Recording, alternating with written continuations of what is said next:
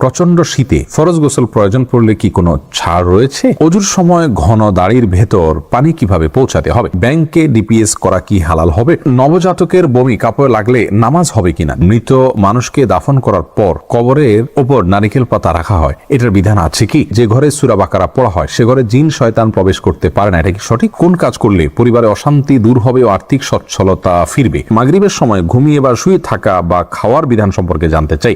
মুরগি একাই জবাই করতে পারবে কি না কারো হেল্প ছাড়া? নামাজের নিয়ত কিভাবে করব? শুধুমাত্র স্বামীকে দেখানোর জন্য পুরুষের পোশাক পরা যাবে কি? মৃত ব্যক্তির উদ্দেশ্যে মসজিদে মিষ্টি দিলে কি কোনো সওয়াব হবে? নামাজে তেলাওয়াতে ভুল হলে কি সেজদা দিতে হবে? কোরআন মজিদ কি শুয়ে শুয়ে পড়া যাবে? খাটের উপর দাঁড়িয়ে নামাজ পড়া যাবে কিনা? আর বিলম্ব না করে চলুন আপনাদের যে প্রশ্নগুলো ইতিমধ্যে আমাদের কাছে চলে এসেছে সেগুলোর উত্তর দিয়ে আমরা শুরু করি। মহিমা মাহি, আপনি জানতে চেয়েছেন নবজাতকের বমি কাপড়ে লাগলে নামাজ হবে কিনা? দেখুন, বমি নাপাক, সেটা নবজাতক হোক অথবা প্রাপ্তবয়স্ক কেউ হোক, সবার বমি নাপাক, যার কারণে এটি লাগলে নাপাক হয়ে যাবে। এমনি নাসিমউদ্দিন, আপনি জানতে চেয়েছেন অজুর সময় ঘন দাড়ির ভেতর পানি কিভাবে পৌঁছাতে হবে?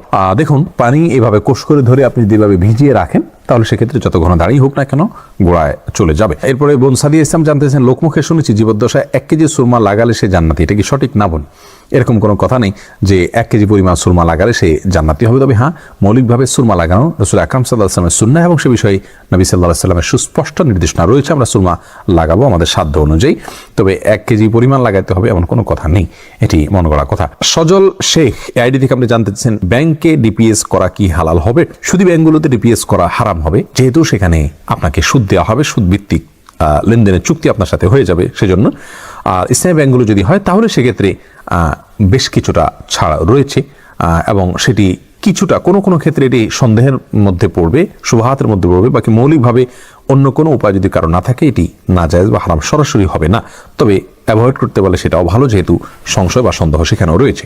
মাহফুজ আহমেদ মুন্না জানতে চেয়েছেন, মৃত মানুষকে দাফন করার পর কবরের ওপর নারিকেল পাতা রাখা হয়, এটার বিধান আছে কি? না, মৃত ব্যক্তিকে কবরে দাফন করার পর নারিকেল পাতা রাখার কোনো নির্দেশ কোরআন হাদিসে কোথাও দেওয়া হয়নি। বরং রাসূল আকরাম সাল্লাল্লাহু আলাইহি ওয়াসাল্লাম একটা কবরে তিনি ডাল গেড়েছেন এমনটি পাওয়া যায়, সেটি একটা কবরেই গেড়েছেন, এছাড়া অন্য কোনো কবরে বা সচরাচর সব কবরে তিনি ডাল গেড়েছেন এমনটি পাওয়া যায় না, যার কারণে কবরে কোনো কিছু গাড়তে হবে এমন কোনো কথা ইসলামের শরীয়ত অনুযায়ী নির্দেশিত নয়। মুজাহিদুল ইসলাম শওকাত, আপনি জানতে চেয়েছেন যে ঘরে সূরা বাকারা পড়া হয় সে ঘরে জিন শয়তান প্রবেশ করতে পারে না, এটা কি সঠিক? যদি সঠিক হয় তবে সূরা বাকারা কতটুকু পড়তে হবে? ভাই মুজাহিদুল ইসলাম, এটা সঠিক এবং এ সম্পর্কে রাসূল আকরাম সাল্লাল্লাহু আলাইহি ওয়াসাল্লামের স্পষ্ট হাদিস রয়েছে। সূরা বাকারা যদি তেলাওয়াত করা হয় কোনো বাসায়, সেখানে জিন শয়তান প্রবেশ করে না, এক্ষেত্রে কতটুকু তেলাওয়াত করবেন? এর উত্তর হলো যে আপনি তেলাওয়াত করতে থাকবেন শুরু থেকে শেষ পর্যন্ত, কোনো লিমিটেশন নাই যে এত আয়াত পড়বেন, যত বেশি পড়বেন বারবার পড়তে থাকবেন। নিজে পড়তে না পারলে তেলাওয়াত, রেকর্ডকৃত তেলাওয়াত চালু করে রাখবেন, যদি অনেক উলামা একরাম সেটিকে যথেষ্ট নয় বলেছেন, কিন্তু আমরা দেখেছি রেকর্ডকৃত তেলাওয়াত চালু করে রাখলেও বাসা বাড়িতে জিনের উপদ্রব কমে যায়, মানুষ অনেকটা সুরক্ষিত হয়ে যায় আলহামদুলিল্লাহ। এরপরে আব্দুল্লাহ মাহমুদ জানতে চেয়েছেন ইউটিউব চ্যানেলে, নামাজে তেলাওয়াতে ভুল হলে কি সেজদা দিতে হবে? দেখুন, নামাজে যদি তেলাওয়াতে ভুল হয় তাহলে সেজদা দেওয়ার ব্যাপার নাই। আপনার ভুলটা হয় অর্থ বিকৃত হওয়ার পর্যায়ের ভুল হবে না, তাহলে তো কোনো অসুবিধাই নেই। আর যদি অর্থ বিকৃত হওয়ার মতো ভুল হয় সেক্ষেত্রে আপনি 3 আয়াত বা যতটুকু না পড়লে নয় এতটুকু পড়ে ফেলেছেন, তারপরে যদি ভুল হয় তাহলে ইনশাআল্লাহ সেখানে আপনার সালাত হয়ে যাবে। কোনো ক্ষেত্রে অর্থ বিকৃত হওয়ার মতো ভুল যদি হয় তাহলে সেক্ষেত্রে আপনার সালাত হবেই না, সিজদা সাহুতে এটি কুলাবে না। নুসরাত জাহান ইমু, আপনি জানতে চেয়েছেন মৃত ব্যক্তির সামনে আগরবাতি জ্বালানো যাবে কিনা? দেখুন, আগরবাতি মূলত জ্বালানোর নির্দেশ হলো সুঘ্রাণের জন্য, অতএব মৃত ব্যক্তিকে রেখেছেন, তার দেহ থেকে কোনো দুর্গন্ধ আসতে পারে, সেই জায়গা থেকে আপনি সুঘ্রাণ যুক্ত কোনো কিছু ব্যবহার করতেই পারেন, আগরবাতি জ্বালাতেই পারেন। এছাড়া মসজিদে আগরবাতি জ্বালানোর কথা মুরাদুল্লাহ তাআলা বলেছেন। ইমানদারের বাসা বাড়িতে আগরবাতি অথবা ধূপের আপনার ধোঁয়া এটা প্রজ্বলন করা হবে সুঘ্রাণের জন্য, এটি ভালো, এটি খারাপ কোনো কাজ নয়, তবে মৃত ব্যক্তির জন্য করতেই হবে এমন কোনো বিষয় নয়। নাহিদ নোমান জানতে চেয়েছেন কোন কাজ করলে পরিবারে অশান্তি দূর হবে ও আর্থিক সচ্ছলতা ফিরবে? ভাই নাহিদ, এর জন্য আপনাকে আমি পরামর্শ দেব 2টি কাজ সবচেয়ে গুরুত্বের সাথে করার, এক হলো দুরূদ শরীফ আর একটা হলো ইস্তেগফার। এই 2টি জিনিস আপনি বেশি বেশি করে পাঠ করবেন। রাসূল আকরাম সাল্লাল্লাহু আলাইহি ওয়াসাল্লামের হাদিস থেকে বোঝা যায় দুরূদ এটা বেশি বেশি করে পাঠ করলে মানুষের বিপদ আপদ দূর হয়, পেরেশানি থেকে আল্লাহ তাআলা মুক্তি নসিব করেন। ইস্তিগফারের ক্ষেত্রে আল্লাহ তাআলা বলেছেন সূরা নূহের মধ্যে, ফাকুলতু ইস্তাগফিরু রাব্বাকুম ইন্নাহু কানা গাফফারা ইউরসিলিস সামা আলাইকুম মিদরারা ওয়া ইউমদিদুকুম বিআমওয়ালিন ওয়া বানিন ওয়া ইয়াজআল লাকুম জান্নাতিন ওয়া ইয়াজআল লাকুম আনহারা। আয়াতগুলোর আলোকে অনেক মুফাসসিরিন ইকরাম, অনেক উলামা ইকরাম বলেছেন যে ইস্তেগফার বেশি বেশি করলে আল্লাহ তাআলা রিজিক বৃদ্ধি করেন এবং মানুষের রিজিকের অনটন দূর করেন। অতএব এই দুটি আপনি নিয়মিত করবেন, সেই সাথে আপনি খুব সিরিয়াসনেসের সাথে হালাল উপার্জনের জন্য চেষ্টা করে যাবেন। আল্লাহ তাআলা আপনার সমস্যাকে দূর করে দিন। এরপরে ফারিয়া ইসলাম জানতে চেয়েছেন, কোরআন মজিদ কি শুয়ে শুয়ে পড়া যাবে? হ্যাঁ বোন ফারিয়া, কোরআন মজিদ শুয়ে শুয়ে পড়া যাবে। কোরআন মজিদ শুয়ে পড়া যাবে না এমন কোনো কথা কোরআন হাদিসের কোথাও বলা হয়নি, বরং সাধারণ অবস্থায় কোরআন মজিদ পড়া যাবে। তবে কোরআন মজিদের প্রতি, কোরআন মজিদকে বুকের মধ্যে ধরে অসম্মানজনকভাবে শুয়ে শুয়ে পড়া উচিত নয়। আপনি মুখস্থ থেকে পড়তে পারেন, আর সাধারণ অবস্থায় বসে বসে সুস্থ অবস্থায় আপনার কোরআন মজিদ পড়ার চেষ্টা করা উচিত। ইস্তাব্রো বাণী এই আইডি থেকে আপনি জানতে চেয়েছেন, খাটের উপর দাঁড়িয়ে নামাজ পড়া যাবে কিনা? যাবে, কোনো অসুবিধা নেই। আপনি খাট হোক আর ভূমি হোক, ফ্লোর হোক, যে কোনো জায়গায় দাঁড়িয়ে সালাত আদায় করতে পারবেন। আপনি স্বাভাবিকভাবে যদি সালাত আদায় করতে অসুবিধা না হয় তাহলে সেক্ষেত্রে কোনো অসুবিধা নেই। হ্যাঁ, কোনো খাটের উপরে দেখা যায় যে ম্যাট্রেস বা ফোম থাকার কারণে অনেক দূর ডেবে যায়, যার কারণে রুকু সিজদায় তিনি ব্যালেন্স রাখতে পারেন না এবং সুন্দরভাবে সালাত আদায় করতে পারেন না, সিজদা সঠিকভাবে করতে পারেন না। এরকম যদি হয় তাহলে সেক্ষেত্রে তার জন্য খাটে দাঁড়িয়ে সালাত আদায় করা উচিত হবে না। এটা কমপক্ষে মাকরু হবে, অপছন্দনীয় হবে, তবে সালাত হয়ে যাবে। যেহেতু সালাত স্বাভাবিকভাবে করতে তার অসুবিধা হয়, শরীরে ব্যালেন্স ঠিক রাখতে পারে না, রুকু সিজদা যথাযথভাবে করতে অসুবিধা হয় এবং মনোযোগও ব্যাঘাত সৃষ্টি হয়, যার কারণে এরকম জায়গায় সালাত আদায় করা উচিত নয়। আর যদি এতটা নরম না হয় তাহলে সেক্ষেত্রে সাধারণ খাটে বা চকিতে সালাত আদায় করতে কোনো অসুবিধা নেই। সুজন মুখতার আপনি জানতে চেয়েছেন, ইউটিউব চ্যানেলে স্বপ্নে সহবাস করতে দেখলে গুনাহ হবে কিনা? না, এর কারণে কোনো গুনাহ হবে না, কারণ এটি বান্দার ইচ্ছার দিন কোনো বিষয় নয়, বান্দার ইচ্ছাধীন বিষয় নয়, এমন বিষয়ের জন্য আল্লাহ তাআলা বান্দাকে পাকড়াও করবেন না। জান্নাত আরা জুলি আপনি জানতে চেয়েছেন, মুরগি একাই জবাই করতে পারবে কি না কারো হেল্প ছাড়া? হ্যাঁ, করতে পারবে, কোনো অসুবিধা নেই। মুরগিতে একজন ধরতে হবে এমন কোনো বাধ্যবাধকতা নেই। আপনি মুরগি যেভাবে খুশি সেভাবে জবাই করবেন, জবাই করাটাই হলো মুখ্য। বিসমিল্লাহ বলে জবাই করতে পারলে আপনি নিজে একাও করতে পারেন, কোনো অসুবিধা নেই। এমনি মামুন হোসেন জানতে চেয়েছেন, মৃত ব্যক্তির উদ্দেশ্যে মসজিদে মিষ্টি দিলে কি কোনো সওয়াব হবে? দেখুন, মৃত ব্যক্তির পক্ষ থেকে আপনি গরিব দুঃখীকে খাবার দিতে পারেন, কোনো অসুবিধা নেই। দিনক্ষণ ঠিক না করে এমনিতে গরিব দুঃখীকে খাবার দিলেন। মসজিদে বিশেষভাবে খাবার দিতে এমন কোনো কথা নেই। গরিব দুঃখীকে খাবারটা আপনি বাইরেও দিতে পারেন, তাদের বাসা পৌঁছে দিতে পারেন। মসজিদ থেকে, মসজিদের সাধারণ মুসল্লিরা আছে তাদেরকে আপনি দান করতে পারেন মৃত ব্যক্তিকে সওয়াবের উদ্দেশ্যে, সেটাও হতে পারে। কিন্তু এটিকে আমাদের দেশে যেরকম সিস্টেম বানিয়ে নিয়েছে এমন মানুষ, যে কেউ মারা গেলে মসজিদে মিষ্টি পাঠানো, জিলাপি পাঠানো মুসল্লিদেরকে খাওয়ানোর জন্য, এরকম কোনো নির্দেশ, আলাদা পার্টিকুলার নির্দেশ ইসলামে দেওয়া হয়নি। তবে হ্যাঁ, গরিবের পক্ষ, এই মৃত ব্যক্তির পক্ষ থেকে আমরা সাদাকা করতে পারি, তারই অংশ হিসাবে খাদ্যদান হতে পারে। সেটি গরিব অসহায় মানুষকে প্রাধান্য দিয়ে দেওয়া উচিত। মসজিদে না দিয়ে আপনি সেটি যদি বস্তিতে দেন, গরিব মানুষের বাসা বাড়িতে দেন, সেটি আরও বেশি সওয়াবের কারণ হবে ইনশাআল্লাহ। এমডি রায়হান সিদ্দিকী আপনি জানতে চেয়েছেন, মাগরিবের সময় ঘুমিয়ে বা শুয়ে থাকা বা খাওয়ার বিধান সম্পর্কে জানতে চাই। দেখুন ভাই রায়হান, মাগরিবের পরে এশার আগে শোয়ার ব্যাপারে হাদিসে নিষেধাজ্ঞা রয়েছে। নবী সাল্লাল্লাহু আলাইহি ওয়াসাল্লাম অপছন্দ করতেন এই সময় শোয়াটাকে, যার কারণে মাগরিবের পরে শোয়া উচিত নয়। তবে যদি কেউ অসুস্থ থাকেন, শরীরে ক্লান্তি থাকে, তিনি শুয়ে আছেন ক্লান্তির কারণে, সেটি ভিন্ন বিষয়। কিন্তু সাধারণ অবস্থাতে এই সময় ঘুমানো নিষেধ, কারণ এই সময় ঘুমাইলে আপনার এশার সালাত তরক হয়ে যেতে পারে। তাছাড়া সকাল এবং সন্ধ্যার সময়গুলো আল্লাহকে স্মরণ করার সময়, জিকিরের সময় যেন এই সময় ঘুমিয়ে কাটাবেন না। শুধু সামান্য একটু শুয়ে থাকা এটা ভিন্ন বিষয়, এটা ইনশাআল্লাহ নিষেধাজ্ঞার আওতায় পড়বে না।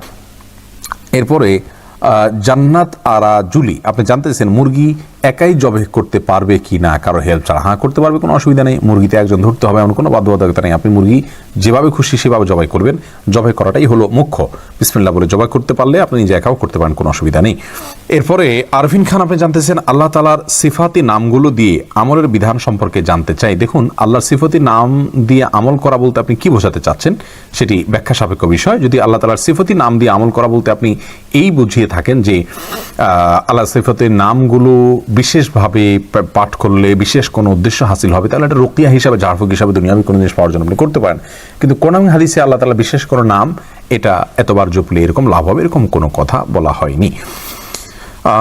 এরপরে এমডি সালমান ইসলাম জানতে চেয়েছেন, নামাজের নিয়ত কিভাবে করব? আপনি কোন নামাজ পড়ছেন আপনার মাথায় যদি সেটি থাকে তাহলে আপনার নিয়ত আছে, বাস। নিয়ত মানে ইচ্ছা। মুখে আপনাকে নামাইতুয়ান পড়তে হবে না, কারণ মুখে নামাইতুয়ান পড়া এটা মূলত নিয়ত নয়, এটা নিয়তের কথাটিকে মুখে প্রকাশ করা। ইসলাম আমাদেরকে সেটি বাধ্য করেনি। মিশু আক্তার জানতে চেয়েছেন, বাবা মা জোর করে বিয়ে দিতে চাইলে কি রাজি হওয়া সঠিক হবে? যদি মনে করেন যে বাবা মা সঠিক জায়গায় বিয়ে দিচ্ছেন, দিনদারির ক্ষেত্রে অন্তত আপনি ক্ষতিগ্রস্ত হচ্ছেন না, তাহলে সেক্ষেত্রে আপনি সেখানে সম্মত হওয়া উচিত, যদি বিশেষ কোনো অসুবিধা না থাকে। আর আপনি যদি মনে করেন যে না, আপনার দিনদারি সেখানে ক্ষতিগ্রস্ত হবে, বাবা মার দিনদারি কিছু বুঝেন না, তারা শুধুমাত্র দুনিয়া দেখে দিচ্ছেন, তাহলে সেক্ষেত্রে আপনার ডিনাই করার অধিকার রয়েছে। ইসলাম আপনাকে বাধ্য করেনি। স্বয়ং নবী সাল্লাল্লাহু আলাইহি সাল্লাম একজন মেয়েকে তার স্বামীর সাথে থাকতে যখন বলেছেন, তখন তিনি বলেছেন, রাসূলুল্লাহ, এটা আপনার নির্দেশ হলে আমি তো মানতে বাধ্য, আর যদি নির্দেশ না হয় তাহলে আমি এটি মানতে পারলাম না। যার কারণে বাবা মাও কোনো মেয়েকে বাধ্য করতে পারেন না, বরং আপনার এক্ষেত্রে স্বাধীনতা রয়েছে। তামান্না আখতার আপনি জানতে চাইছেন ইউটিউব চ্যানেলে, শুধুমাত্র স্বামীকে দেখানোর জন্য পুরুষের পোশাক পরা যাবে কি? হতে পারে, কখনো যদি স্বামী দেখতে চায় তাহলে সেক্ষেত্রে সাময়িক সময়ের জন্য শুধু স্বামীকে দেখানোর জন্য আপনি এটা পড়তে পারেন। কিন্তু কোনো স্বামী যদি এটা তার রুচিতে এমনটি চায়, তাহলে সেটি সন্দেহাতীতভাবে তার রুচির বৈকল্যের প্রমাণ, অসুস্থতার প্রমাণ। কিন্তু সময়ের জন্য স্বামীকে আপনি সন্তুষ্ট করার জন্য এটি করতে পারেন। এরপরে নাজমুস সাকিব আপনি ইউটিউব চ্যানেলে প্রশ্ন করেছেন, ওয়েলডিপ ফটোগ্রাফি এবং স্ট্রিট ফটোগ্রাফি করা যাবে কিনা। দেখুন, স্ট্রিট ফটোগ্রাফি হোক আর যত রকম ফটোগ্রাফি হোক না কেন, এগুলো আপনার যতক্ষণ পর্যন্ত সফট কপি থাকবে, সফট ফটোগ্রাফি কি ইসলামী শরীয়তে বিশুদ্ধ ওলামাদের বিশুদ্ধ ব্যাখ্যা অনুযায়ী, মত অনুযায়ী এটি জায়েজ রয়েছে। যদি ছেলেরা ছেলেদের ছবি নিয়ে কাজ করে, মেয়েরা মেয়েদের ছবি নিয়ে কাজ করে এবং অশ্লীল কোনো কিছু নিয়ে কাজ না করেন, তাহলে সেটি জায়েজ রয়েছে। বাকি এর আরও বিভিন্ন ক্যাটাগরি থাকতে পারে বিস্তারিত, সেগুলোর জন্য পৃথক পৃথক বিধান থাকতে পারে। আমি শুধু মূল বিধানটা বা মৌলিক জিনিসটা আপনাকে জানিয়ে রাখলাম। আইন আখতার আপনি জানতে চাইছেন, কোনো প্রতিযোগিতায় সফল হতে চাইলে কি আমল করতে হবে। দেখুন, কোনো প্রতিযোগিতার সফলতার জন্য বিশেষ কোনো আমল নেই। ও প্রতিযোগিতা সফল হওয়ার জন্য যা যা প্রয়োজন আপনার তা করতে হবে, যা পড়া দরকার তা পড়তে হবে, আপনার স্কিল কে উন্নত করতে প্রয়োজন হলে সেটি করতে হবে। সেই সাথে আল্লাহর কাছে সাধারণ সফলতার জন্য আপনি দোয়া করে যাবেন, সাধারণভাবে আপনি যে কোনো ভাষায় দোয়া করবেন। শাকিলা আখতার শাপলা আপনি জানতে চাইছেন, তাহাজ্জুদের নামাজের জন্য বিতর বাদ রাখলে তারপর পিরিয়ড হলে কি করব। পিরিয়ড হয়ে গেলে পিরিয়ড থেকে যখন সুস্থ হবেন তখন পড়ে দিবেন। এরপরে রোজি আহমেদ জানতে চাইছেন, রুকু করার সময় কাপড় টাকনোর উপরে উঠে গেলে নামাজ হবে কি। দেখুন, রুকু করার সময় যদি টাকনোর উপরে কাপড় উঠে যায়, তাহলে সেক্ষেত্রে আপনার মেয়ে মানুষ হিসাবে সামান্য এক ঝলকের জন্য উঠলো, 1 সেকেন্ড 2 সেকেন্ডের জন্য উঠলো, তাতে গুনাহ হবে না ইনশাআল্লাহ বিইذনিল্লাহ। মেহেদি রাসেল আপনি জানতেছেন, মুসলিম এবং মুসলমানের মধ্যে পার্থক্য কি। ভাই, মেহেদি রাসেল মুসলিম এটি আরবি শব্দ, আর মুসলমান এটি ফার্সি শব্দ, কোনো পার্থক্য নেই। ফার্সিতে উর্দুতে মুসলমান বলা হয়, আমরা বাংলাতে মুসলমান বলি অনেকে, আর মূলত এর আরবি শব্দটা হলো মুসলিম, যার কারণে অর্থগত কোনো পার্থক্য নেই, দুই ভাষায় ব্যবহার হয়ে থাকে। এরপরে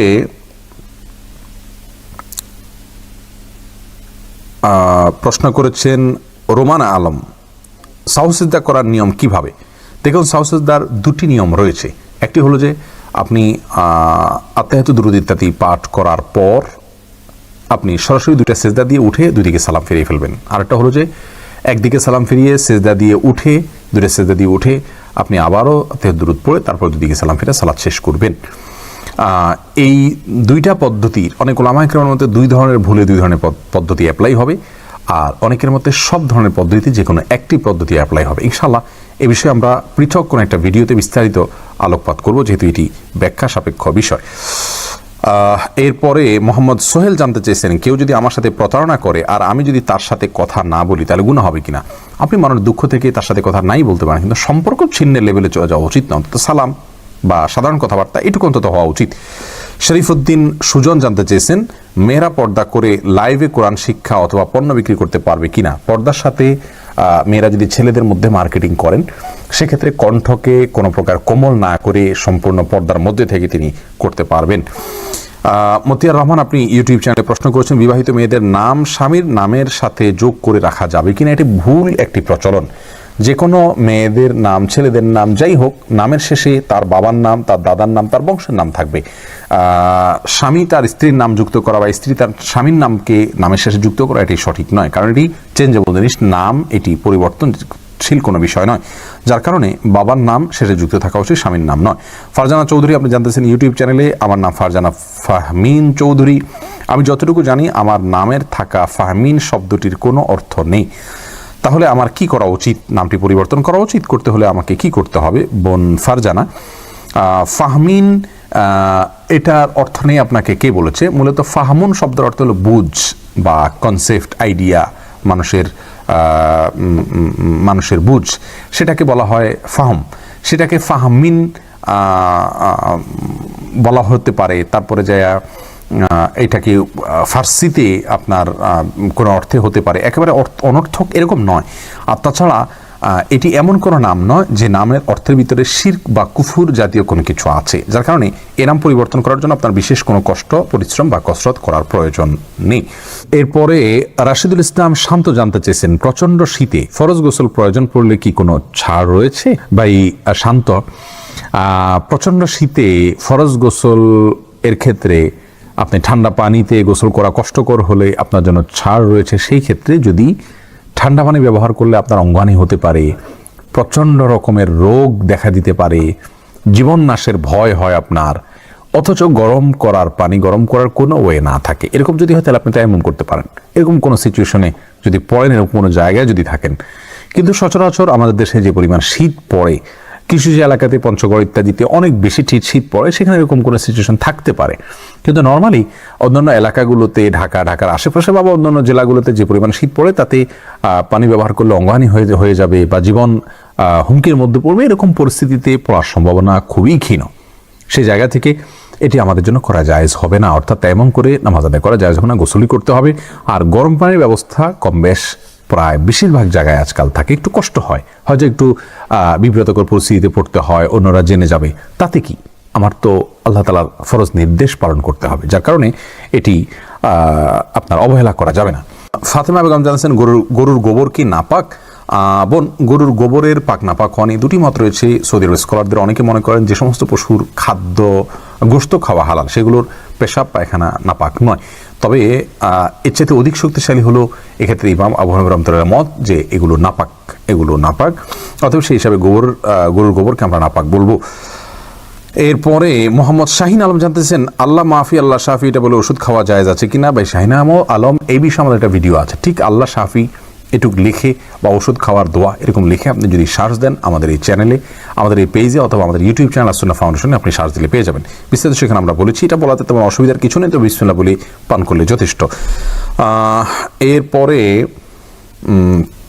তানজিলুর রহমান জানতেছেন, উঁচু বিল্ডিং বানানো কি জায়েজ আছে? জায়েজ আছে, কোনো অসুবিধা নেই। আল্লাহ তাআলা কোন হাদিসে কোথাও নিষেধ করেন, যে বিষয় ইসলামে নিষিদ্ধ নয়, কোথাও নিষেধ করা হয়নি, সেটি জায়েজ রয়েছে। আমরা নিজে থেকে কোনোটিকে না জায়েজ বলার কোনো কারণ নেই। রাজীব হোসেন জানতেছেন, জুমার নামাজ কি শুধু পুরুষের জন্য ফরজ, মেয়ের জন্য এর বিধান কি? অথচ হাদিসে নবী মুহাম্মদ সাল্লাল্লাহু আলাইহি ওয়াসাল্লাম বলেন, আমি যেভাবে নামাজ পড়ি তোমরা সেভাবে নামাজ পড়ো। ভাই রাজীব হোসেন, রাসূল আকরাম সাল্লাল্লাহু আলাইহি ওয়াসাল্লাম মেয়েদেরকে বাসায় নামাজ পড়তে বলেছেন, আর বাসায় তো আর জুমা পড়া যায় না, এই জন্য মেয়েদের জন্য জুমা পড়া আবশ্যক নয়, এটি হলো বিশুদ্ধ মত। মারিয়া বিনতে তাহের, তবে হ্যাঁ কেউ জুমা হাজির হয়ে যদি পর্দার সাথে পড়তে পারেন সেটি জায়েজ আছে, কিন্তু তাদের জন্য জুমা আবশ্যক নয়। মারিয়া বিনতে তাহের জানতে চেয়েছেন, হিন্দু কবিরাজের ঝাড়ফুঁক পানি খাওয়া যাবে কি না? হিন্দু কবিরাজ কি পড়ে ঝাড়ফুঁক করে? সে কুফরি কোনো কিছু পড়বে, এটাই স্বাভাবিক, অতএব তার এগুলোকে অ্যাভয়েড করা উচিত। আলামিন শিকদার আপনি জানতে চেয়েছেন, কোনো মেয়েকে নির্দিষ্ট করে আল্লাহর কাছে চাওয়া যাবে? দেখুন, কোনো মেয়েকে নির্দিষ্ট করে আল্লাহর কাছে চাওয়া নিয়ে একটা ভিডিও আমাদের আছে, কোনো ব্যক্তিকে জীবনসঙ্গী সহ এই পেজে আছে, চ্যানেলে আছে, দেখে নেবেন, সেখানে বিস্তারিত বলেছি আমরা।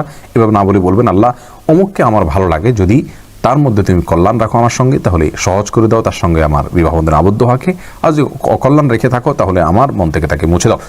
মহসিনা রিয়া আপনি জানেন, মানুষ কল্পনা করতে ভালোবাসে, কিন্তু কোন রকম কল্পনা করলে গুনাহ হবে। দেখুন, যেই কল্পনা মনে করুন কোনো পুরুষ কোনো মেয়ে মানুষকে নিয়ে, কোনো মেয়ে মানুষ কোনো পুরুষ মানুষকে নিয়ে যদি কোনো কল্পনা করেন, বাজে কল্পনা, তাহলে সেটি নিষিদ্ধ এবং হারাম। এছাড়া সাধারণ কল্পনা জল্পনা এটি নিষিদ্ধ না, কোনো গুনাহ করবেন, গুনাহের কল্পনা জল্পনা করাটাও গুনাহ। এছাড়া যদি গুনাহ না হয় তাহলে সেরকম কোনো কিছুর কল্পনা জল্পনা করলে গুনাহ হবে না।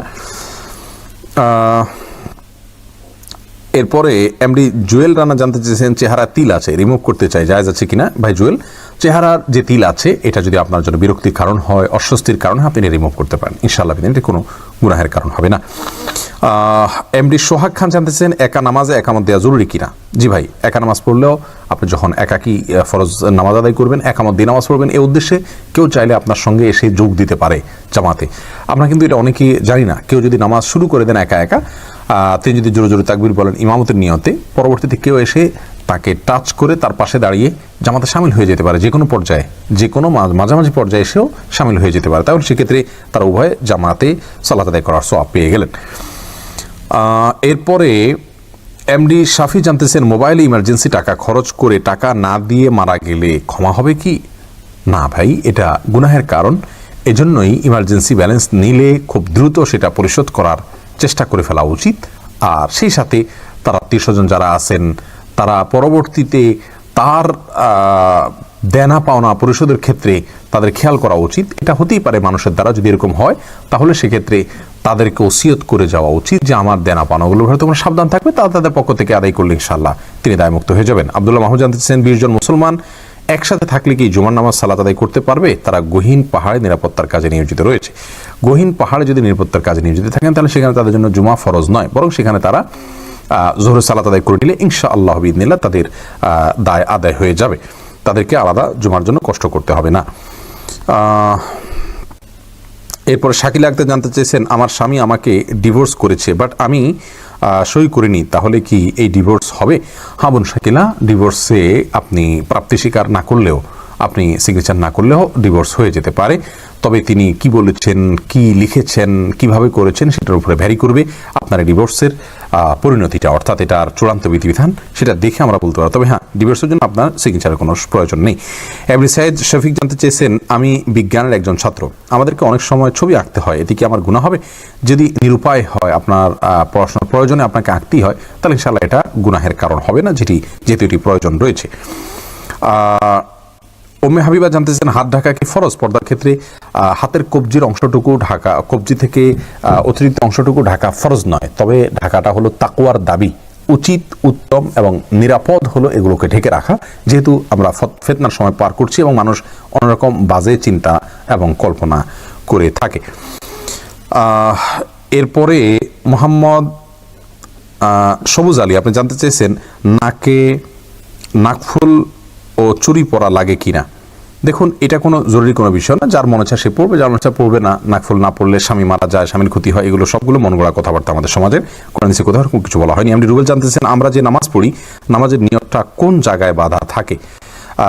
কোন জায়গায় বাঁধা থাকে? দেখুন, নামাজের নিয়ত তো হলো মনের ইচ্ছা, এখানে কোনো জায়গায় বাঁধার বিষয় না। আপনি হাত বাঁধার কথা হয়তো বলতে চেয়েছেন, নিয়ত বাঁধা বলতে আল্লাহ করে হলে আপনি হাত বাঁধবেন, হাত কোথায় বাঁধবেন এটা নিয়ে অনেকগুলো মতামত রয়েছে। তবে কোনোটাই খুব বেশি শক্তিশালী, কোনোটা দলিলের দিক থেকে শক্তিশালী, আপনার সনদের দিক থেকে শক্তিশালী, তবে স্পষ্ট কোনো কিছু বোঝায় না। আবার কোনোটা সনদের দিক থেকে দুর্বল, যার কারণে বুকে, নাভির নিচে বা দুইটা মাঝামাঝি যে কোনো জায়গায় বাঁধলে আপনার সালাত আদায় হয়ে যাবে। এটা নিয়ে পেরেশান থাকার কোনো কারণ নেই।